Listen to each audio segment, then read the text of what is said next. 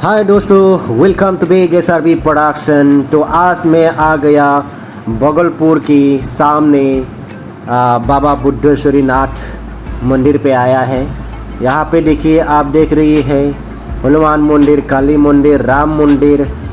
हाँ तो दोस्तों, बगलपुर के सामने बाबा बुद्धेश्वरी नाथ मंदिर में आ पहुँचा हूँ मैं। तो आप लोग बने रखिए, मंदिर में आ पहुँचा है मैं। देखिए दोस्तों,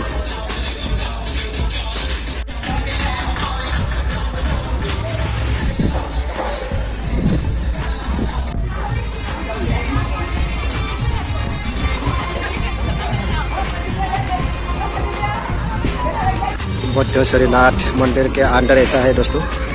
तो आप लोग देख सकते हैं, वहाँ पे बहुत बड़ा सा राम मंदिर है, मसाना दरबार। चलिए हम लोग अंदर जाता हो, क्या क्या है देखता हो।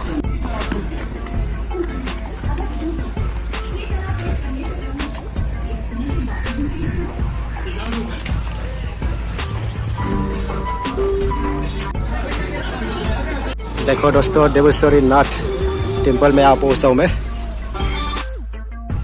तो दोस्तों, मैं अभी बाबा बुद्धेश्वरी नाथ मंदिर से आ पहुँचा।